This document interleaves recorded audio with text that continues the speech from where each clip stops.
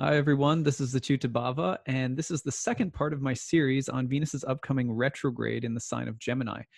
Now, this is a big deal in the astrological news world because we have Venus in the sign of Gemini from early April all the way to like the first week of August. It's a long retrograde between mid-May and late June. So I decided to break this up into three videos.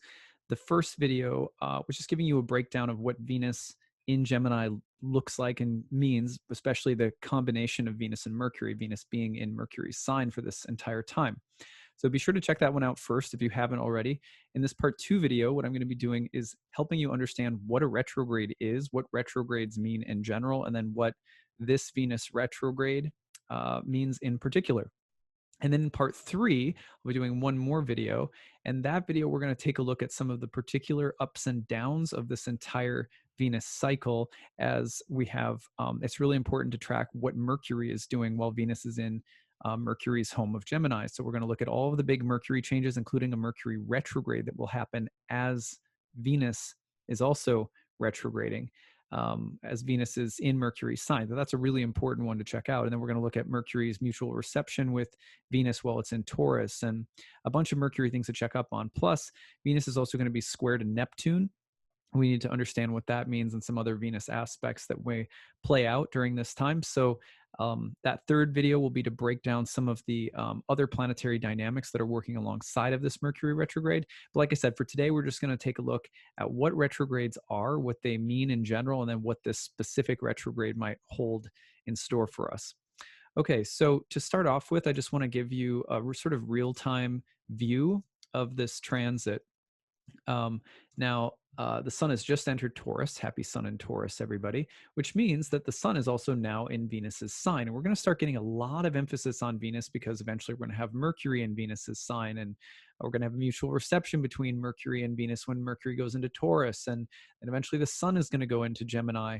So the emphasis on Venus is going to be a big deal between now and pretty much all the way into August. Now you can see this in the chart on the screen right now. Here's Venus, and here's the sun. Now Venus is going to get sometimes 40 plus degrees away from the sun, in front of the sun, before Venus will start to slow down and gradually station and then turn retrograde. Now, the other thing that's interesting to know, so you can see that right now Venus is about 42 degrees because the sun is at 0 Taurus. There's 30 degrees in Taurus plus 12 in Gemini. So you get about 42 degrees of separation going on 43. When Venus gets in that range over 40, you're getting close to Venus's station and retrograde. So that's what it looks like. Now, what I want to do is I also want to show you a picture of what this looks like in the sky. All right, so just to give you a picture of what it looks like on in the actual night sky, because I think it really helps. And then I want to explain what retrogrades mean and what they look like. All right, so here's a program that I use that I really like. It's called Starry Night Pro, and I think it's about $100. I got it for Christmas some years ago from a family member, and boy, has it just been really helpful in explaining concepts to my students, especially. So there's also sorts of cool demos that you can do. But here, what I've done is I've plugged in the zodiac constellations. That green line that you're looking at, the green line is the ecliptic, which is the path of the sun that defines the zodiac. And those zodiacal constellations are not actually what we measure the position of planets by. They're just loose. They originally, in ancient astrology, they were like sign markers of mathematical portions of a circle. So the real way that we measure the zodiac is mathematically according to the 360 degrees of a circle, the starting point being the spring equinox from the perspective of the Northern Hemisphere. Long ago, Aries was lined up with that section of the mathematical circle, but the constellations have drifted relative to the spring equinox. And so we call that the precession of the equinoxes. And in ancient Western astrology, Western astrologers basically said, look, the important thing that matters is that the starting point is always that spring equinox moment. And so we continued measuring mathematically according to the spring equinox, the 12 signs of the zodiac, regardless of the fact that the constellations that were originally like sign markers around those mathematical areas had started drifting. You can see very easily that the constellations are not of equal proportion at all. And so, Pisces is huge, Aries is small, and you'll see this around the wheel. So the constellations were never the way that planets were measured, but there is some debate between what's called the sidereal and the tropical zodiac as to whether or not one should continue reorienting the 0-degree Aries point, the starting point of the 360 degrees of the circle, relative to the continued precession of the equinoxes or movement of the constellations relative to the spring equinox. Now, that's a whole debate that's really interesting.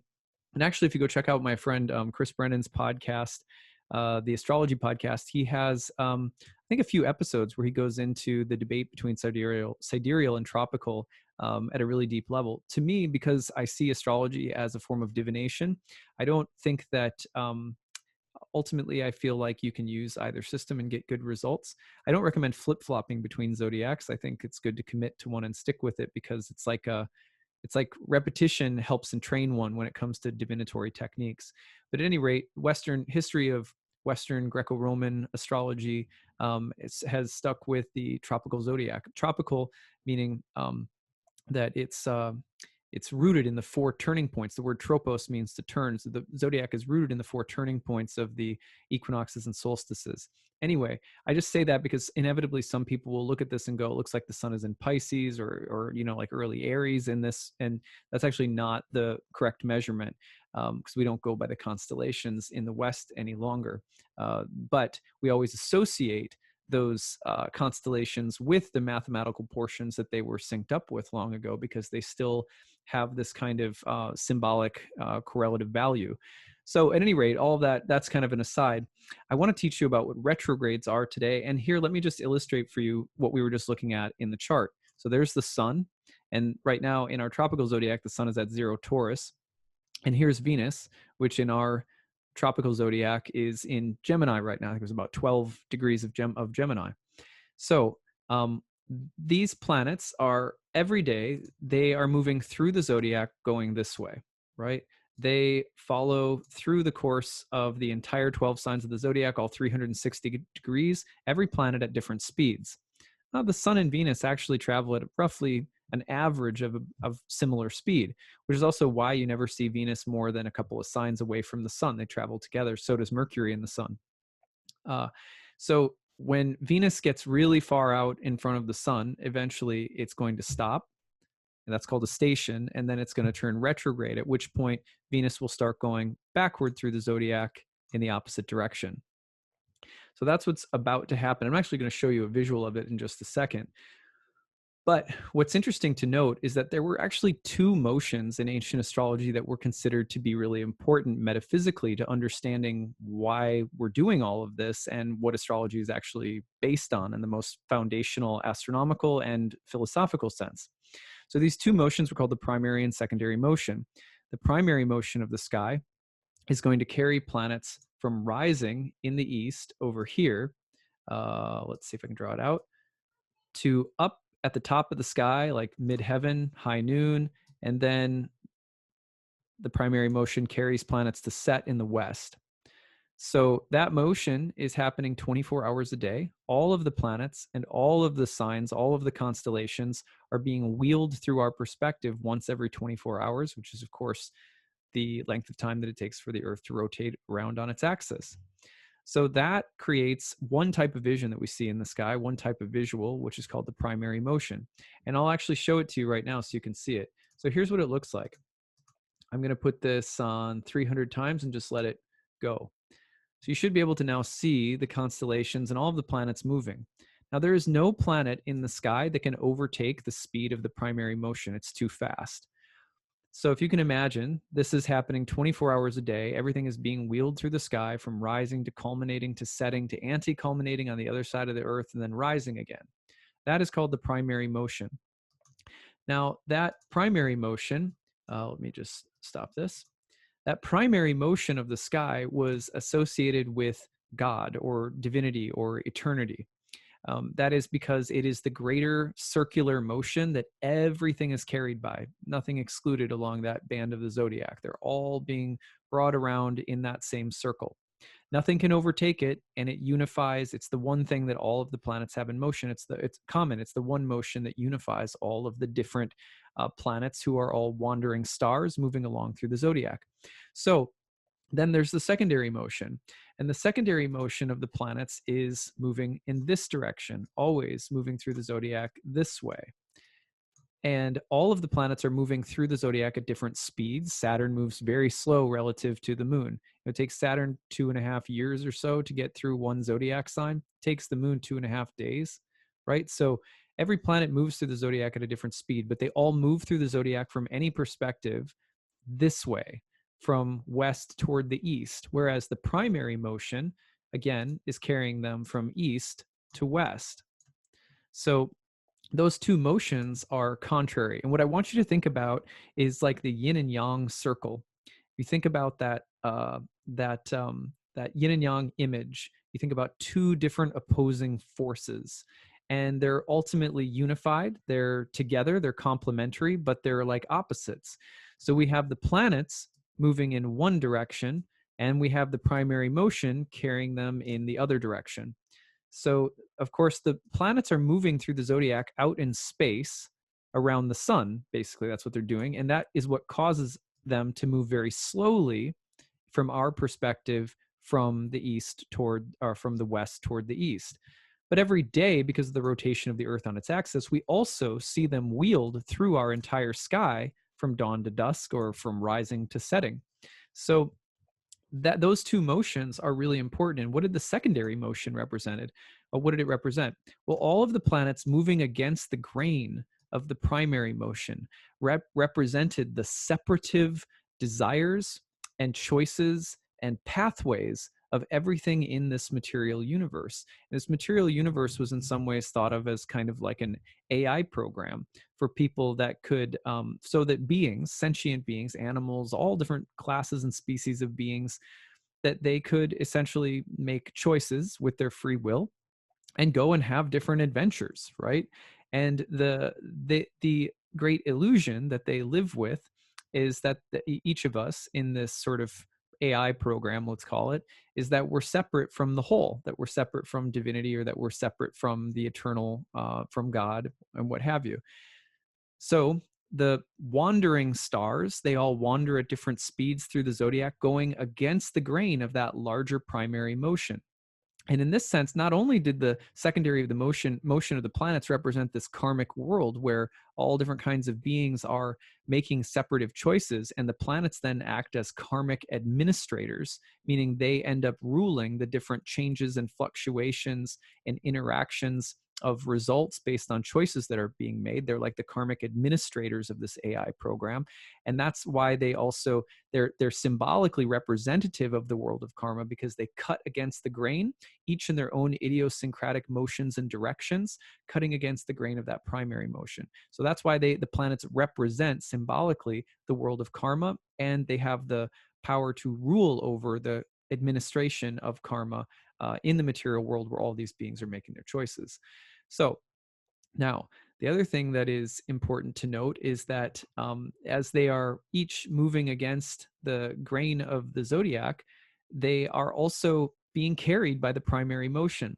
So even though, for example, as the spiritual metaphor goes, even though we are each carried along by sometimes the delusions and forgetting of our divine nature, of the greater whole of which we are a part, we are always still a part of it. We can't ever really be separate from our divine nature. We just forget it. We turn away from it. And the planets moving against the grain of the primary motion represent that turning away or forgetting. Okay, so this gets really interesting, and there's so much more that could be said about this philosophically, because the primary and secondary motion are actually also correlated with the sun and the moon.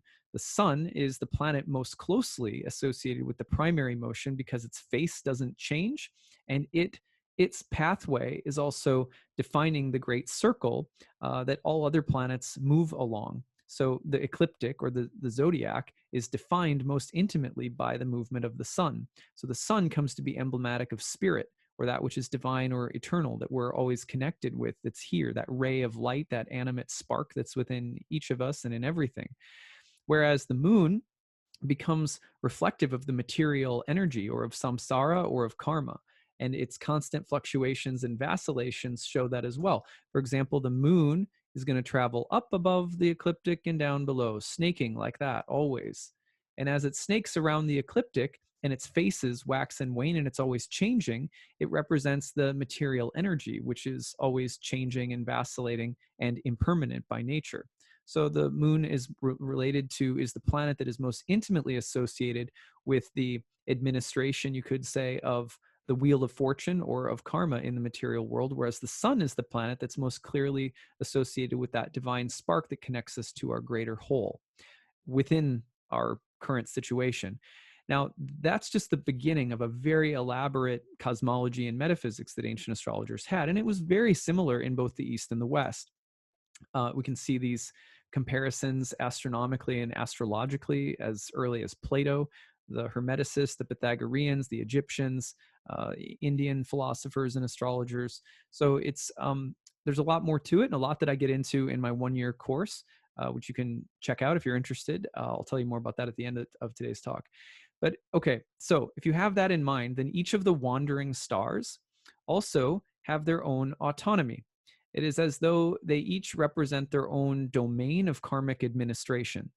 So Venus administers all of the results and tends to all of the desires and aversions, the desires and fears, and the karmic results based on choices that have something to do with love, that have something to do with sensuality or the satisfaction or gratification of the senses, as well as things that are beautiful, harmonious, and so forth. So that's like Venus's karmic domain. Now, what happens is that when Venus is going along, normally moving through the zodiac, Venus is going to go this way through the zodiac very slowly, and that's her own direction. Now, what's going to happen though is that when she turns retrograde, all of a sudden, rather than going forward through the zodiac, Venus is going to turn backward and start going the opposite direction. And when that happens, Venus is going to fall into the primary motion. It's as though Venus is no longer moving against the grain of the eternal whole, that eternal circular motion that we call the primary motion. And instead, Venus is getting caught up in the primary motion, the divine unifying motion. So watch what happens. If we advance this now, we're going to advance this one day at a time. And what I want you to notice is what happens to Venus. Now, first of all, just pay attention to Venus in like this area of the sky and watch Venus's direction. So it's April 19th right now. We're gonna step this forward all the way to, there we go, I'll just adjust that a little bit, to about the middle of May when Venus turns retrograde.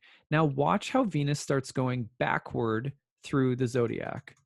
Day after day, see how Venus is starting to scoot backward through that constellation of Taurus. Now remember, we're not measuring the sky any longer in that with the constellations, like I explained. See how Venus is continuing to go backward? Yeah, that's really that's amazing. So it's just amazing to see. Let me pull this back and I'll keep tracing it out for you. Okay, there we go. So let's keep tracing this out. Now this is June 23rd, right? So this is just about the time where Venus is going to stop and turn around and go direct again. And then we go forward and you're going to see Venus kind of, oh, now I'm going forward again. See how she's going back through Taurus, moving through Taurus again. Yeah, now she's coming in through Gemini. Now those are the constellations. So we don't measure her actual position in the zodiac by those constellations, but just to give you a visual reference. So that's the back and forth. Now, let's see. I think I actually have, I'm going to bring it back to now. And I'm going to see if I can show you here we go. Yeah, I'm going to show you a Mars retrograde. So here's what Mars looks like, moving through the zodiac direct, stops, does a big loop-de-loop, goes back, stops, does another loop-de-loop, goes forward, right? This is the pathway. So normally it's cutting against the grain of the zodiac or the primary motion.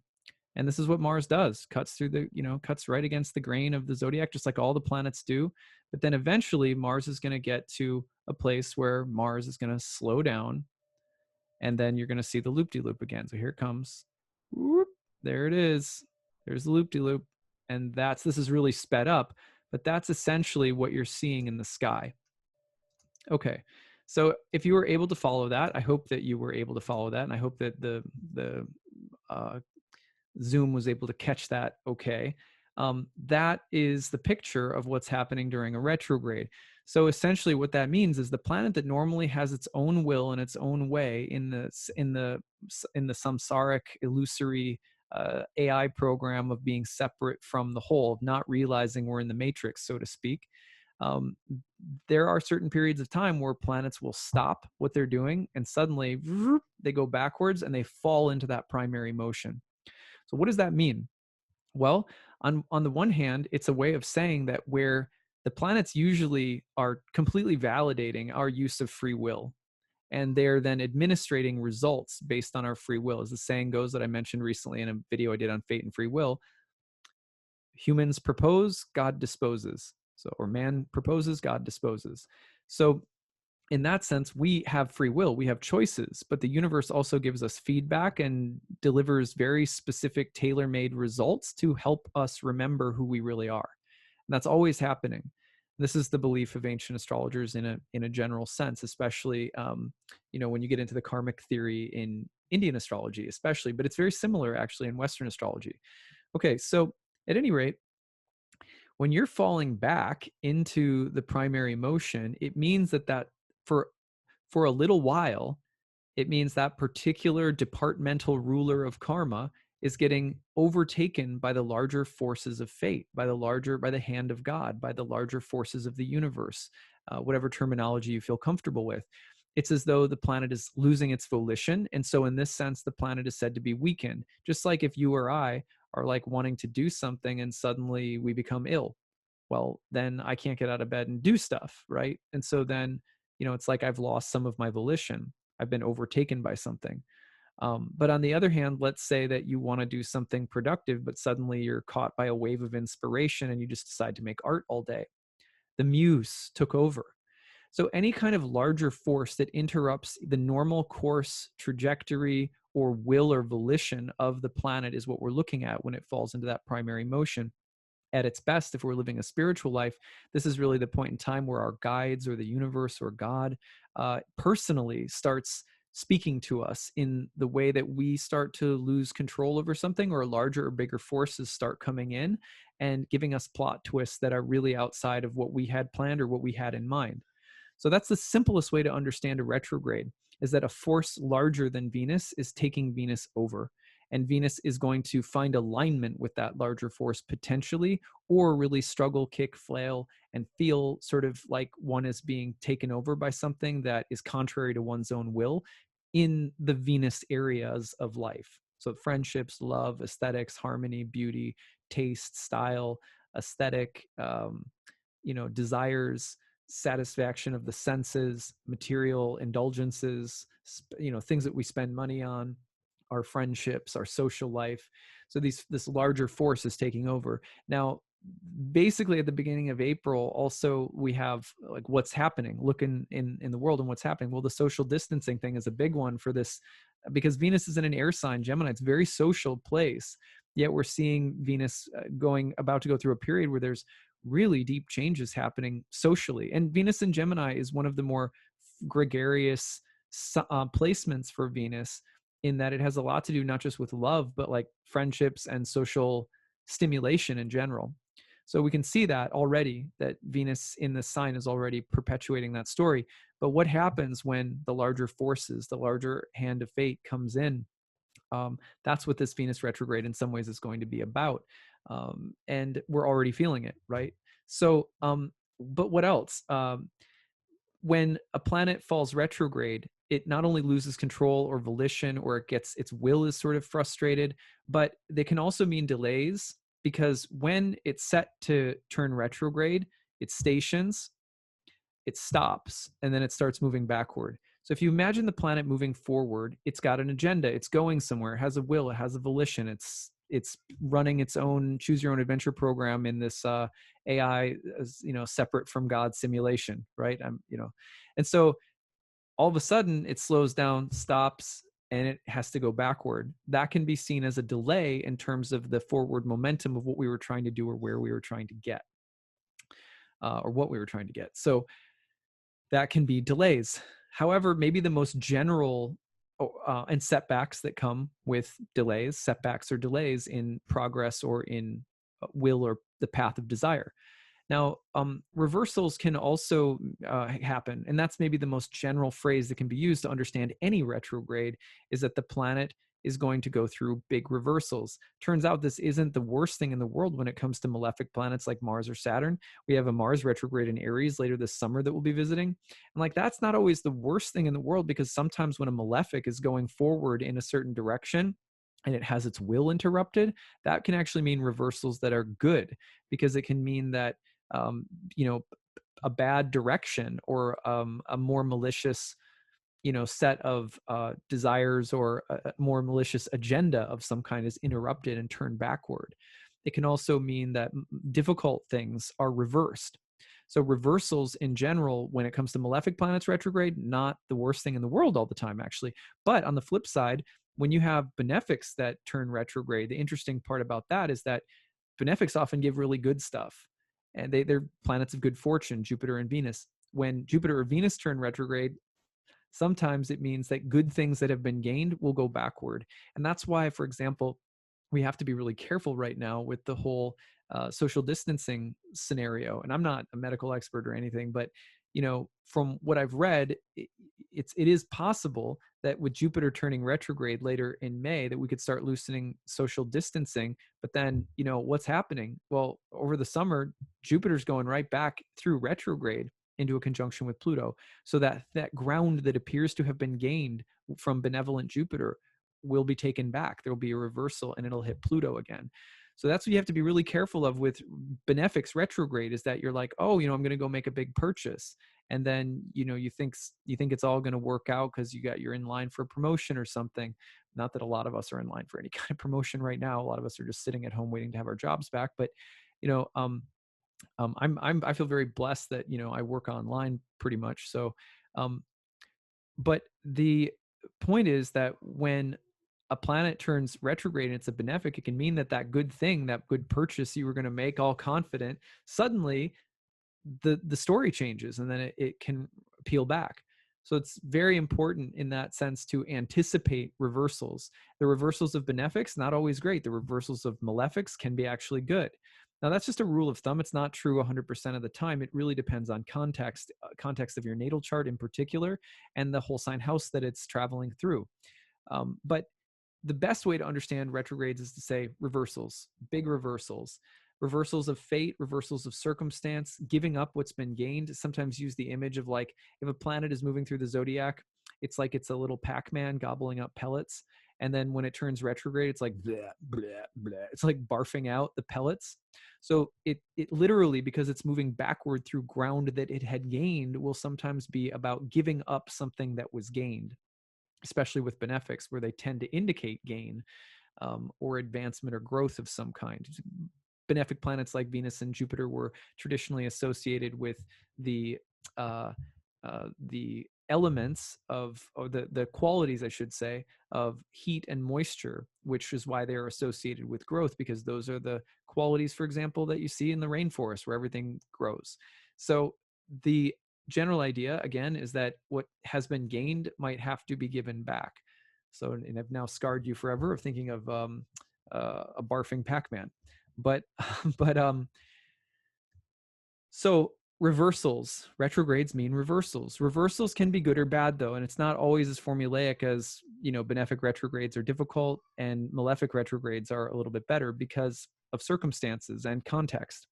The dignity of Venus is important, but even more important in some ways is the dignity of Mercury, because Venus is not in her own sign. She's dependent upon Mercury. So it's going to be really interesting when Mercury gets into Cancer and turns retrograde in the summer, because then you got two retrogrades doing a little dance with each other. So at any rate, though, you can anticipate reversals of circumstance. Now, there's also revising or revisiting something from the past. Going backwards sometimes means literally going backward into the past to revise or revisit someone or something. So you think of it, let's summarize it: forces bigger than oneself taking over, potentially frustrating the will or the desire or the forward progress or momentum that something making is, and reversing it. Setbacks and delays that can happen due to the forward movement stopping and then slowly turning around and having to go back before it can end up eventually going forward again. So delays, setbacks, giving up what's been gained, the barfing Pac-Man, generally thinking about it in terms of reversals. And then the big macrocosmic picture is that the larger hand of God or your guides or the universe is sort of taking over as Venus is falling back into that grand unifying primary motion. So everything is always dancing within the context of eternity, thinking it's separate. Retrogrades can be a great way of remembering the larger picture. And spiritually, they can be great sort of leveling up periods for whatever planet is there. And I say leveling up just loosely. I don't, it's not spiritual life. I don't think is actually about beating a video game or anything. But it is like there is a sense in which there are tests that come to us. And if we recognize the larger forces that are interrupting our game plan and surprising us for good or bad, it doesn't necessarily have to be bad.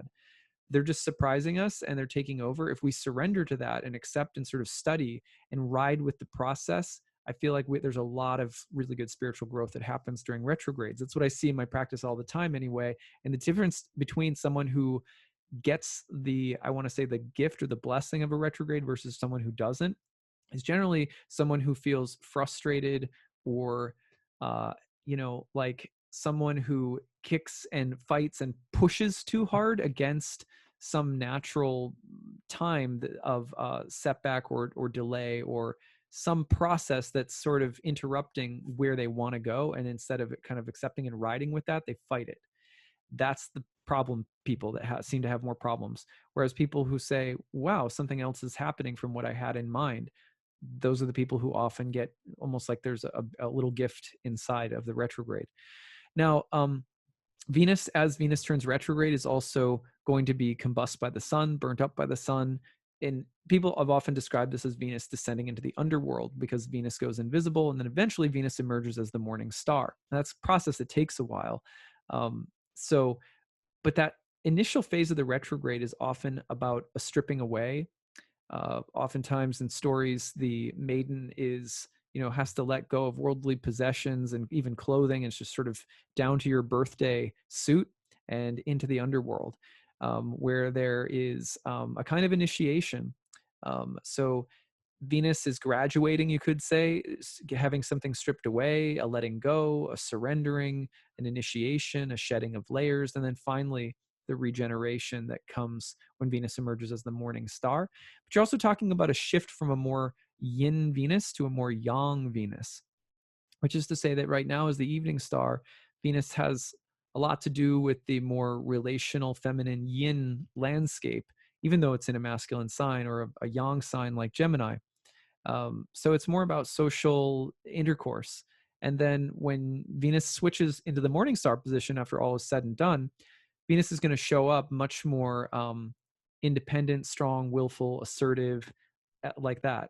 So, the war cry of Venus will come on the flip side of this. So there's also some way in which, Venus is going to change its disposition in us to someone or something. Let's just put that in your career house and imagine what that could look like in someone's 10th house of career, let's say.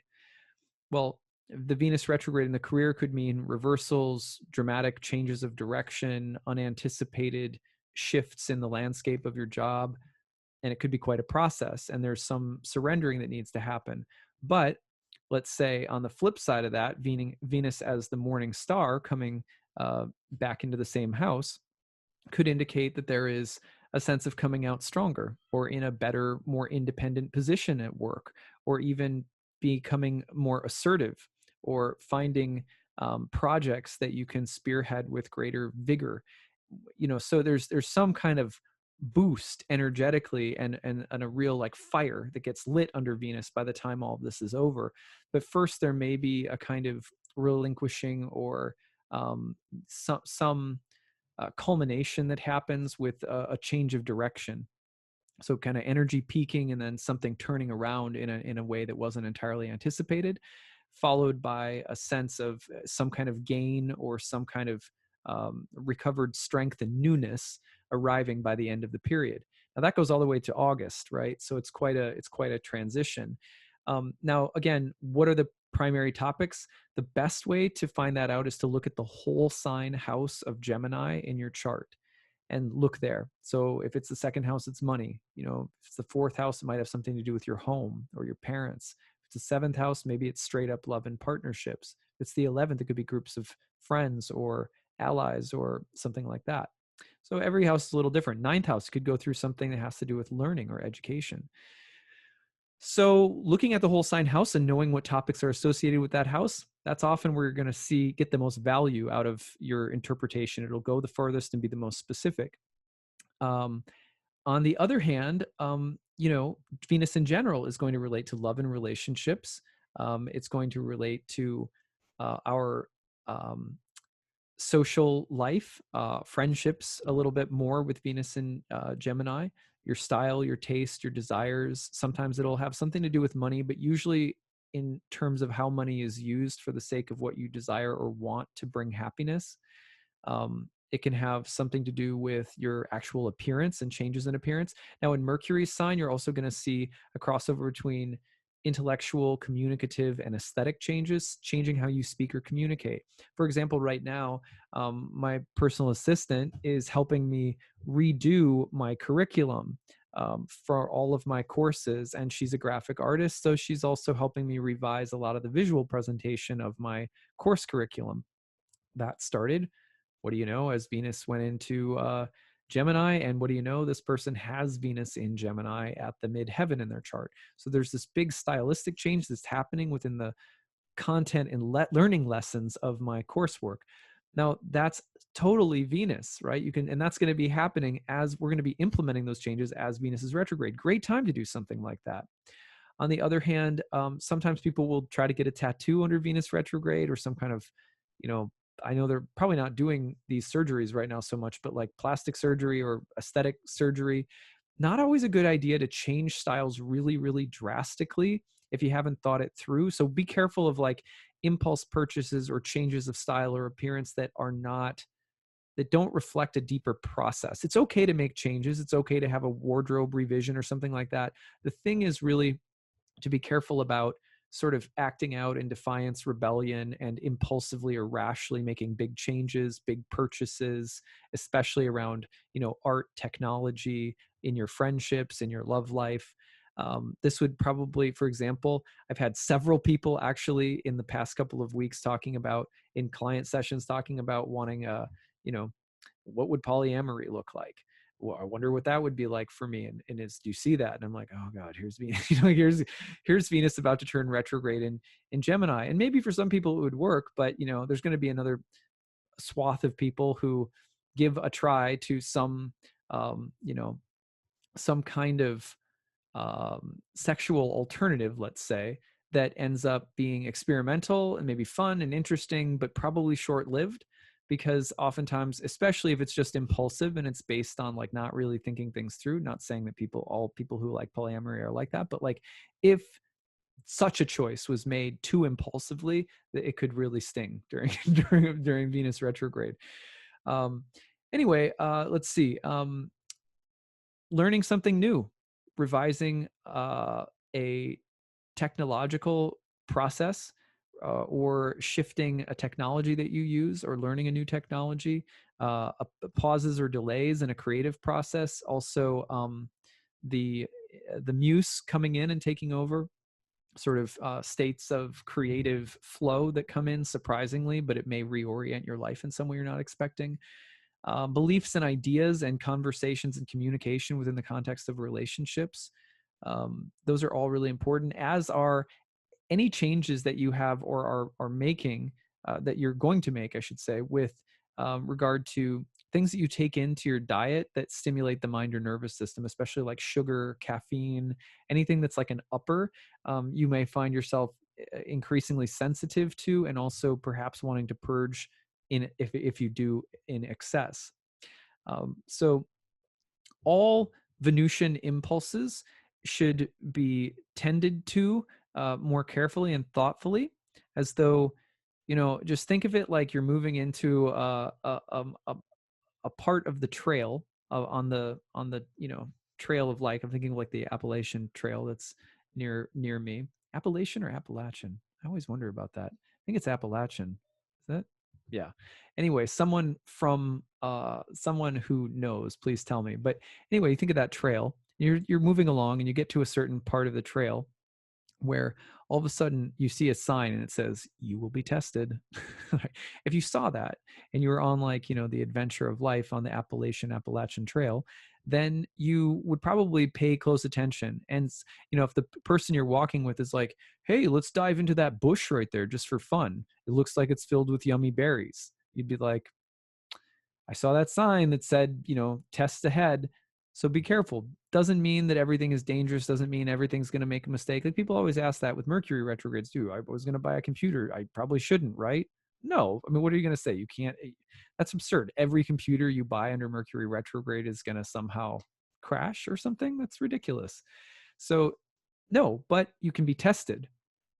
I don't need a new TV, but during a Mercury retrograde, I think I might go buy a really super expensive one and I just, and I know I shouldn't. Okay, well, that could be it. You know what I mean? So this is a different situation. So just think, moving down the trail, there's a sign you're about to be tested. Be careful with all Venusian things, all Venusian circumstances or impulses. Let the process play out. Watch for the guidance that's there. Watch for something speaking to you, especially uh, through communication, in relationships, through friendships, through relationships, through love. Listen for the feedback that's coming right now, because the messenger is blending with the goddess of love. So that's what I have to say right now about retrogrades in general and about this Venus retrograde in Gemini. If you have additional thoughts you'd like to add, I'd love to hear from you guys. What are you already noticing about Venus in Gemini? Where does Venus in Gemini fall in your whole sign chart by transit right now?